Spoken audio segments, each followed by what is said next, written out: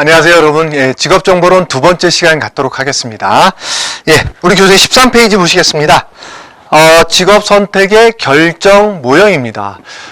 대부분의 사람들이 직업을 결정할 때 어떠한 방식으로 직업을 결정하느냐, 이 문제를 얘기하고 있는 건데요. 첫 번째가 기술적, 직업 결정 모형. 첫 번째가 기술적 직업 결정 모형이고요. 예, 두 번째는 처방적 직업 결정 모형입니다. 예, 이 두 가지만 알아두시면 되고요.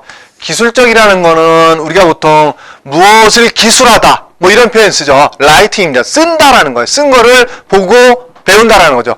보통의 우리가 이제 교육이라는 방식이 누가 써놓은 교재를 갖고 그거를 이제 읽음으로써 공부하는 경우가 많잖아요. 그런 경우에요. 그래서 일반적으로 사람들이 어떻게 직업은 이렇게 해서 이런 식의 방법을 거쳐서 직업을 결정해라, 이렇게 하는 방식이 기술적 결정 모형이고요. 처방적이라는 거는 의사가 환자에게 처방하잖아요. 그거 똑같은 거예요. 사람들이 직업 결정을 할 때 실수를 최소한 줄이게 할 수 있게 얘기해서 처방을 해준 거예요. 너는 어떤 식으로 하는 게 좋겠다, 너는 어떤 식으로 하는 게 좋겠다, 뭐 이런 식으로 처방해 놓은 걸 따르도록 하는 게 처방적인 거예요. 그래서 우리 교재에서는 기술적인 모형에 대해서 여러 사람이 나오고 처방적에 대해서 나오는데 그 내용까지는 상세하게 알 필요는 없을 것 같고요. 기술적 모형에는 어떠한 사람들이 있었고 처방적 모형에는 어떠한 사람들이 주장했다, 이 정도만 아셔도 큰 무리는 없어요. 타이드만과 오하라라는 사람이 첫 번째 기술적 모형을 얘기했고요.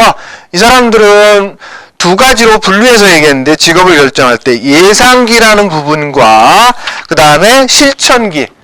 말 그대로 예상기라는 거는 직업을 갖기 전에 준비하고 탐색하고 이러한 기간들을 예상기라고 하는 거고요. 그래서 탐색기, 구체화기, 선택기, 명료화기, 이러한 시기를 겪는 게 예상기 혹은 전 직업기라고 표현하고요. 직업을 갖기 전이죠. 그 다음에 두 번째 실천기. 실제로 이제 직업에 가서 실천을 해보는 거예요. 들어가서 적응하는 거죠. 그래서 첫 번째가 수능기. 예, 직업에 가서 적응해야 되겠죠. 그 다음에 개혁기. 바꿔가는 거죠. 자신에게 맞게. 그 다음에 통합기. 그래서 조직의 욕구와 개인의 욕구를 타협하고 통합하는 시기를 통합기다, 이렇게 표현했던 사람이 타이드만과 오하라라는 거죠. 그래서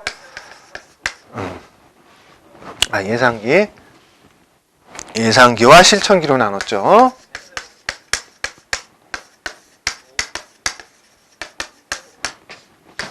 예, 두 번째 기술적 모형을 주장하는 사람은 힐튼이라는 사람입니다. 예, 힐튼 호텔 만든 사람은 아니고요. 예, 힐튼은 인간이 복잡한 정보에 접근하게 되는 구조의 근거를 둔 이론으로서 직업 선택을 결정하기까지 단계를 세 단계로 구분했습니다. 그래서 전제 단계, 말 그대로 직업을 선택하기 이전에 주변 세계에 대해서 조사하는 시기예요. 그 다음에 계획 단계, 특정 직업에서 요구하는 행동을 상상하는 시기. 그 다음에 세 번째, 인지 부조화 단계. 이거는 이제 자신이 갖고 있는 특성과 반대되는 직업을 갖게 될 때 생겨나는 불균형점을 시험해보는 단계예요. 물론 인지 부조화 단계를 겪지 않고 적응하는 사람도 있겠지만, 대부분은 들어갔다, 내가 여기 안 맞는 것 같아, 막 이래서 갈등을 겪는 시기도 있겠죠. 그런 걸 표현한 사람이 힐튼이에요. 그래서 이 사람은 첫 번째 전제 단계, 두 번째 계획 단계, 세 번째 인지 부조화 단계, 이렇게 얘기했어요. 그 다음에 세 번째로 얘기한 사람이 브룸이라는 사람입니다. 브룸. 그래서 이 사람은 균형과 기대와 힘이라는 세 가지 원리에 의해서 직업을 선택한다. 이렇게 얘기했던 사람이고요. 네 번째는 슈라는 사람이고요. 이 사람은 이제 브롬의 모형과 거의 흡사한데 힘의 개념을 조금 다르게 얘기했어요. 그래서 브롬은 힘을 직업 선택 결정자의 행위를 통제하게 되는 가설적인 인지 요인, 어떤 쪽으로 더 작용하느냐에 따라서 직업을 선택한다. 뭐 이렇게 봤다면 슈는 힘이란 직업 선택 결정자의 저마다 다른 특성의 직업 목표를 성취하기 위해 최대한의 기회를 갖는 것. 그래서 기회를 많이 가지면 가질수록 뭐예요? 직업 선택에 힘이 생성된다. 뭐 이렇게 본 거죠. 예. 슈라는 사람은. 그 다음에 마지막으로 플래처라는 사람이 있다.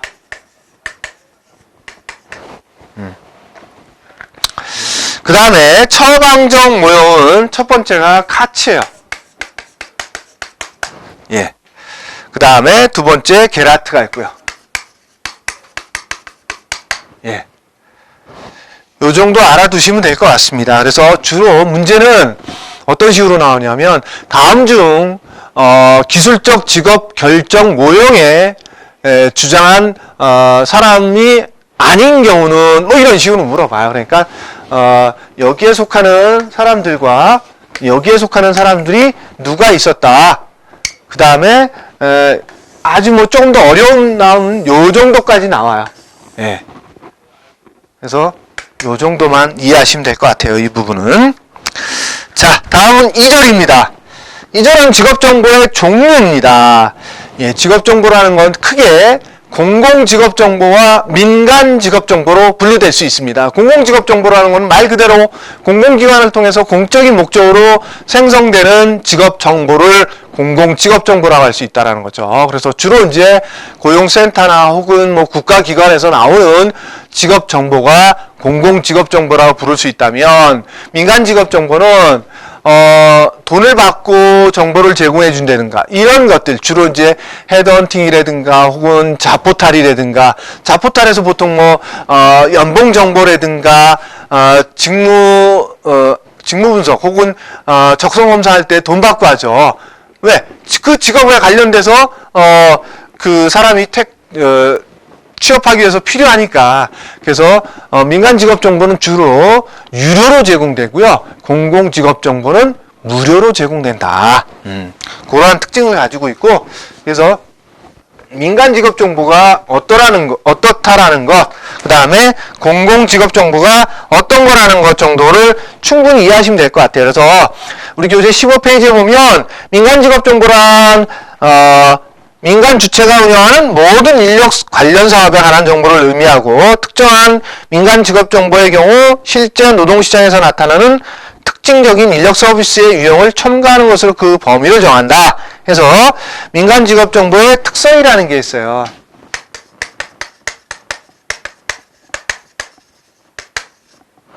그래서 첫 번째, 필요한 시기에 한시적으로 신속하게 생산돼서 운영된다. 늘 제공되지 않아요. 돈 받고 제공하는 거라서 주로 그때 필요한 시기만 만들어서 제공한다라는 거죠. 두 번째, 노동시장 환경이라든가 취업 현황, 기업의 채용 현황 등을 반영한 직업 정보가 상대적으로 단기간에 조사되어 집중적으로 제공된다. 예. 이건 뭐 단기간에 제공되지 아주 1년 내내 10년 내내 이렇게 제공되지 않습니다. 그 다음에 특정한 목적에 맞게 해당 분야 및 직종을 제한적으로 선택한다. 예. 사람들이 필요로 하는 부분만 조사해서 제공한다라는 거죠. 그렇지 않은 부분은 조사할 필요가 없잖아요. 돈도 안 되는데. 그죠? 예. 근데 공공정보는 다르죠. 그 다음에 직업정보 자체의 효과가 큰 반면 부가적인 파급 효과는 적다. 예, 그 필요로 하는 사람들에게는 그 정보 자체가 굉장히 중요하고 크게 전달될지 몰라도 그 외의 사람들에게는 별로 소용이 없어요. 그죠? 그 다음에 객관적이고 공통적인 기준에 따라 분류되지 않기 때문에 다른 직업정보와 비교가 적고 활용성이 낮다. 그 다음에 유료로 제공된다. 예, 돈을 들여서 조사하기 때문에요. 그 다음에 노동시장에서 취업의 곤란을 느끼는 한계적 구직자의 취업의 정보와 교육 훈련의 기회를 제공해 줄 수 있으며 구직 활동에 드는 비용과 노력을 절약할 수 있다는 장점이 있다. 왜냐하면 이제 이렇게 생각하시면 될 것 같아요. 이제 고용센터를 방문하는 사람이 있는가 하면 직업 소개소를 방문하는 사람이 있고, 또 뭐 예를 들어서 헤드헌팅 업체를 방문하는 사람도 있겠죠. 예, 이 두 가지는 민간이고요. 요거는 공공이잖아요. 예를 들어서 공공. 그러면 공공에서 해주지 못하는 것, 뭐 내가 기술이나 기능이 없다. 근데 가장 쉽게 구할 수 있는 게 직업소개소에 가면 직업을 알선해 주더라는 거죠. 근데 내가 기술이라든가 기능도 많고 지식도 많다. 또 경력도 많다. 그럼 어떻게 해요? 헤드헌팅 업체 가면 또 좋은데 알선을 해주죠. 근데 고용센터에 가면 그냥 노멀하잖아요. 그래서 특정한 계층, 특정한 사람을 위해서 하는 게 많지가 않다라는 거죠. 그래서 민간 직업 정보와 공공 직업 정보와 다릅니다. 그래서 우리 교재 16페이지의 상단에 보면 그 구분이 되어 있어요. 그래서 민간 직업 정보와 공공 직업 정보의 차이점이죠. 차이점.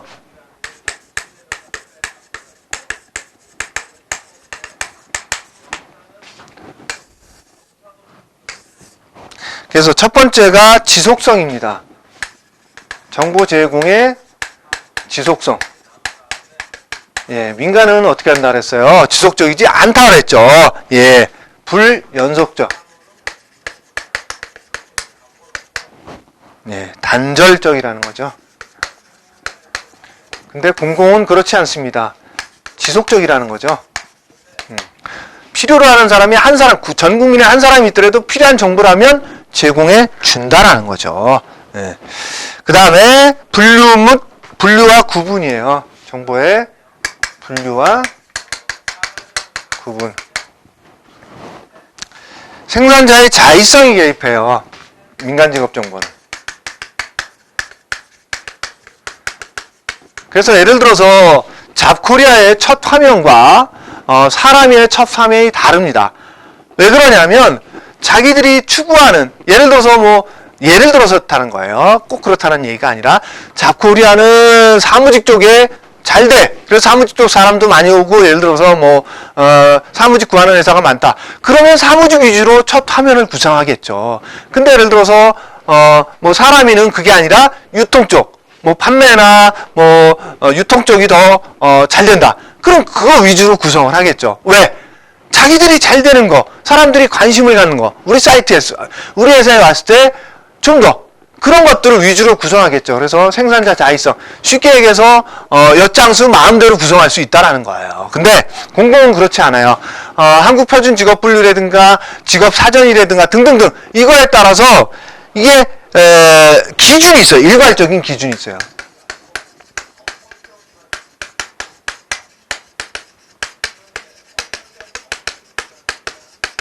예. 그 다음에 조사 수록되는 직업의 범위라는 거죠. 직업의 범위. 예. 민간은 제한적이에요. 많이 제공하지 않습니다. 사람들이 필요로 하는 거, 돈을 내고 사갈 만한 거, 이런 것들만 위주로 한다는 거죠. 근데 공무원에서는 그렇지 않다는, 포괄적이다는, 전체를 다 한다는 거죠. 그래서 전체 직업을 다 한다. 그 다음에 다른 정보와의 관계예요.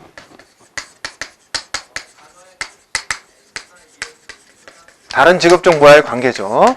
그래서 민간 직업 정보는 다른 직업 정보와의 관계가 낮아요. 관련성이 낮다라는 거죠. 그 직업 자체로서만 중요하지. 근데 공공직업 정보는 다른 직업 정보와의 관련성이 높습니다. 그래서 그걸 이어서 다 알려주기 때문에 다른 직업 정보와의 관련성이 높아요.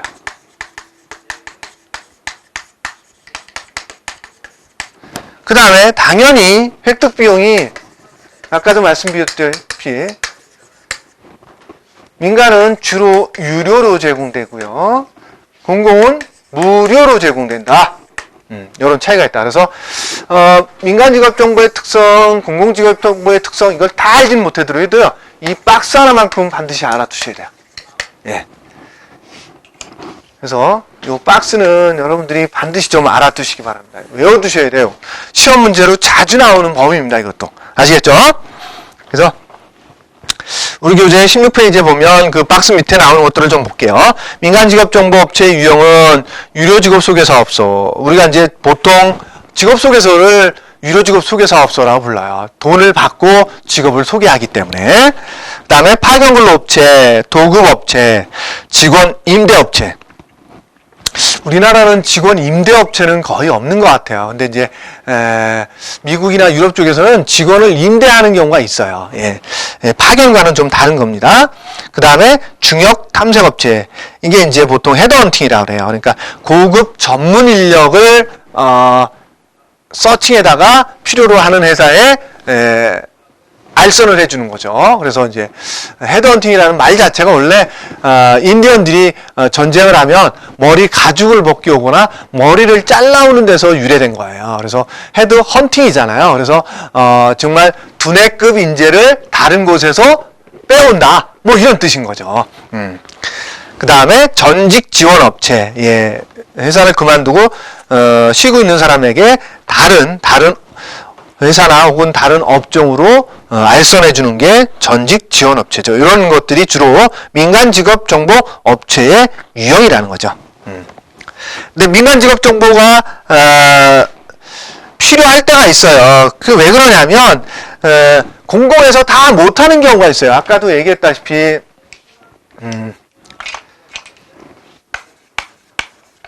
직업 소개소가 있고 헤드헌팅이 있는데 고용센터도 있다 그랬잖아요.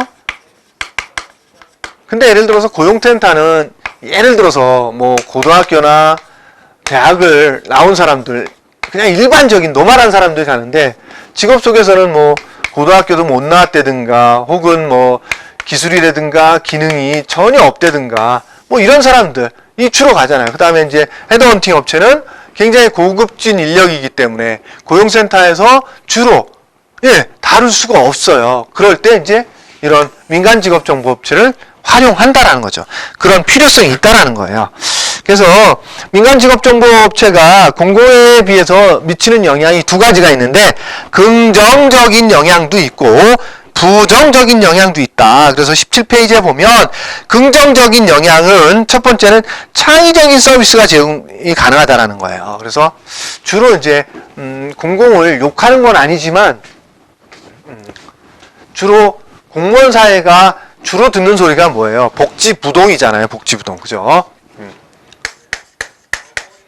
그러다 보니까 이 일을 찾아서 하지는 않아요. 그러다 보니까 창의성이 좀 떨어지죠. 근데 민간은 뭐예요? 잘하면 인센티브나 임금을 올려주니까 굉장히 열심히 하죠. 그거에 따라 달라지니까. 그래서 사람을 더 많이 채용시킨다든가 더 많이 데려다가 뭐 알선을 시킨다든가 이런 식의 그게 그래서 이제 창의적인 서비스가 가능해진다라는 거예요. 두 번째는 노동시장 기능의 향상이 될 수가 있다라는 거예요. 왜? 공공이라는 예를 들어서 큰 뭐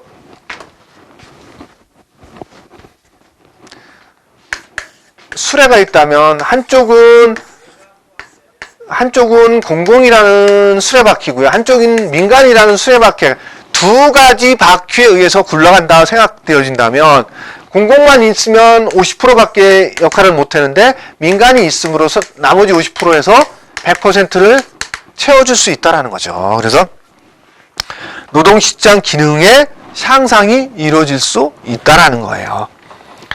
그 다음에 세 번째는 정부의 관련 예산을 절감할 수도 있다. 왜? 민간에서 대신 해주니까 공공에서 하지 못하는 것들을. 아시겠죠? 그러한 반면 또 부정적인 죄송합니다. 부정적인 영향도 있다. 첫 번째가 고용센터를 못 가고 직업소개소를 간다. 그럼 어떻게 돼요? 사람들이 저 사람은 기능도 없나 보다. 뭐 이렇게 생각할 수도 있잖아요. 그러니까 이분화가 이루어진다는 거예요. 그래서 공공으로 다 할 수도 있는데 그렇지 않고 뭐 민간으로 가야 되니까. 두 번째는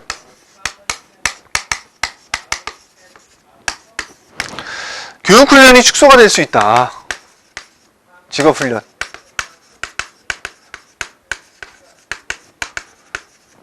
왜 그러냐면 회사 입장에서는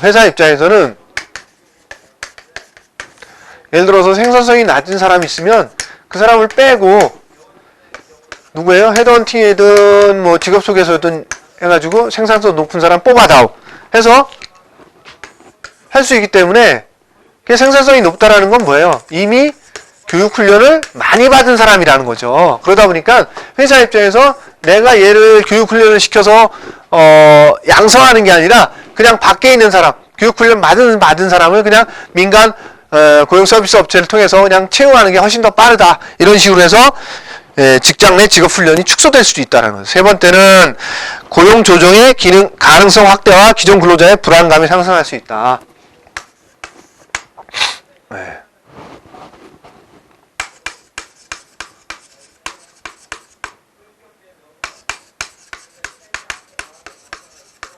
아까도 말씀드렸다시피 생산성이 떨어진다는 건 뭐예요? 해고하거나 정리해고해서 빼고 생산성 높은 사람을 교체하기 때문에 고용이 불안해진다라는 거죠. 그래서 민간 직업 정보 시장이 발달하면 발달할수록 그 다음에 민간 직업 정보 업체의 사용업체에 대한 과잉 서비스를 제공한다. 그러니까 회사에서는 생산성이 떨어져서 고민인데 이런 민간 직업 정보 업체에서 그러면 법에 저촉되지 않게 어떤 식으로도 해고할 수 있는 방법을 우리가 알려드릴 테니까 그 사람 빼고 우리가 제안하는 사람을 채용해라. 이런 식으로 과잉 서비스를 할 수도 있다는 거죠. 그래서 어떻게 돼요? 이 사람 별 문제 없이 그냥 생산성이 조금 낮을 뿐인데 잘리는 거예요. 그런 식의 부정적인 영향도 있을 수 있다라는 거예요. 예. 그래서 민간 직업 정보가 긍정적인 영향도 있고 부정적인 영향도 있다. 이렇게 생각하시면 될 것 같습니다. 자, 그 다음에 19페이지에 나와 있는 공공직업정보. 아까 박스에서 나왔던 내용들을 다 이제 보시면 알 수 있는 내용들은 다시 한번 볼게요.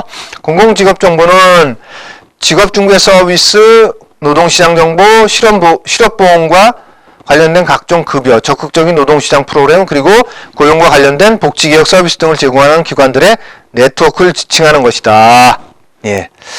그리고 고용과 관련된 복지개혁 서비스 등, 전통적인 공공직업정보의 범위는 직업중개나 이와 긴밀히 관련된 서비스로 그 범위가 협소하였으나 현대 공공직업정보는 직업중개 사업 이외에 고용보험 관련 서비스, 직업훈련 관련된 서비스까지 제공하고 있다. 그게 주로 이제 그 고용센터에 가면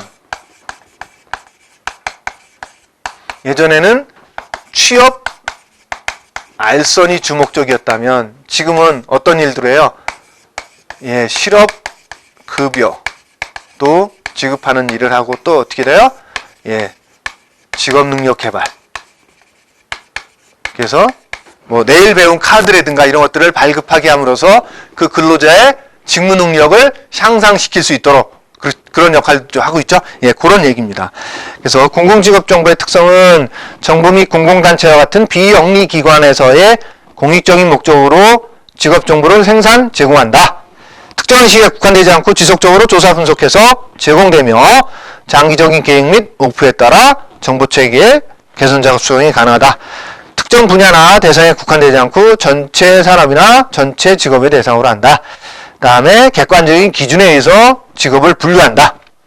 그 다음에 특정한 정보만 직업을 강조하지 않고 보편적인 항목으로 이루어진 기초적인 직업정보 체계를 구성한다. 그 다음에 직업 간의 비교 활용이 용이하고 공식적인 노동시장 통계 및 관련 정보와 결합하여 재반 정책과 취업 알선과 같은 공공 목적에 사용되어진다. 예, 주로 무료로 제공된다. 뭐 이런 내용들이 나오죠. 공공직업정보 제공기관 등의 또 대표적인 기관이 한국고용정보원입니다. 예, 뭐 짧게는 한고원이라고 표현할 수 있는, 여러분들이 나중에 이제 그 직업 사전이라든가 직업 전망 책자라든가 혹은 직업 심리검사 이런 것들을 다 하는 기관이 어디예요? 한국고용정보원이에요. 네. 그래서 직업 사전, 직업 전망, 그 다음에 직업 심리검사. 심리검사를 개발하거나 연구 보급하는 이런 일을 하는 데가 한국고용정보원이다. 이렇게 생각하시면 될 것 같고요. 그래서 한국고용정보원은 고용정책법 제18조 제1항에 따라 그래서 법에 의해서 만들어진 기관이에요. 그래서 고용정보를 수집, 제공과 직업에 관한 조사, 연구 등에 관한 업무의 일부와 그 밖에 고용 지원에 관한 업무를 효율적으로 수행하기 위해서 한국고용정보를 설립한다. 예, 그리고 교육사업도 해요. 교육사업. 여러분들 한국고용정보원 가시면 그 교육 사이트가 따로 있는데 거기에 가입하셔가지고 온라인 교육도 받으실 수가 있고요. 나중에 이제 직업상담사 자격증 따시면 거기에 가셔가지고 온라인 교육도 받으시고 오프라인 교육도 받을 수가 있어요. 이런 직업심리검사 혹은 집단상담 운영자죠. 운영하는 그 양성 프로그램도 있고 그래요. 자, 그 다음에 한국고용정보원의 기능이에요. 그래서 기능은 우리 교재 20페이지에 보면 인적 자원의 효율적인 양성과 배분을 위한 국가 인력 수급 전망을 발표하거나 시의 성이 있는 성인데 서론하네요. 시의 성이 있는 그러니까 그 시기적절한 고용 동향 분석을 해주고요. 그 다음에 노동시장의 추이와 변화 등을 파악할 수 있는 각종 고용 조사를 하고 활용도 높은 직업 및 진로 지도 연구를 하고 고용 정책에 관한 현장 중심의 모니터링과 평가 등도 하고요. 워크넷과 HRDnet, 그 다음에 고용보험 전산망도 운영한다라는 거죠. 그래서 한국원에서 또 하는 일이 사이트 운영이에요. 그 사이트가 워크넷 사이트, 그 다음에 HRDnet, 그 다음에 고용보험 사이트. 이런 일도 한다. 한국고용정보원에서. 예, 그 다음에 직업정보를 거시적인 정보와 미시적인 정보로 나눌 때 거시적이라는 거는 크다라는 거잖아요. 크다라. 아까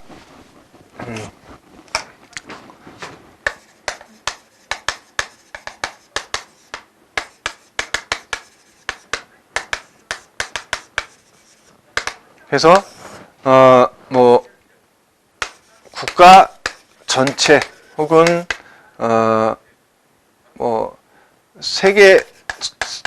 세계에서 운영되거나 뭐 이런 다른 나라에서도 이런 것들을 이제 거시적으로 본다면 미시적은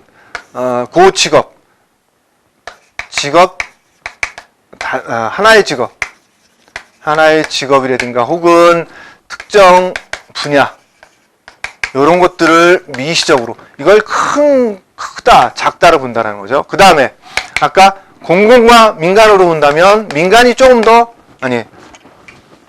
공공이 조금 더 많은 정보를 제공했었죠. 그래서 공공 직업 정보를 거시적 직업 정보라고 볼 수 있다면 미시적 정보는 민간 직업 정보. 민간 직업 정보는 제한적이고 특정한 직업에 대해서만 제공하고 뭐 이런 식으로 하랬죠. 근데 공공 직업 정보는 어떻다 그랬어요? 예, 제한적이지 않고 모든 직업에 대해서 직업 정보를 제공한다 그랬죠. 그러다 보니까 이게 크고 이게 작은 거죠. 그래서 두 가지로 분류한다면 이렇게 볼 수 있다라는 거예요. 그래서 거시적인 거는 공공직업 정보를 거시적 직업 정보, 미시적 직업 정보를 민간 직업 정보 이렇게 분류해도 큰 무리는 없습니다. 우리 교재에 보면 거시적인 건 객관적인 정보, 총산업과 직업을 총망라하는 정보, 그 다음에 미시적 정보는 주관적인 정보, 특정 목적에 제한되는 정보. 예, 그렇게 써져 있는 거 읽어보니까 어떻게 돼요? 예, 공공직업 정보의 특성과 민간 직업 정보의 특성이 나타나죠? 예, 그렇게 보시면 될 것 같습니다. 자, 이 시간에는 여기까지 하고 마치도록 하겠습니다. 여러분들 수고 많으셨습니다.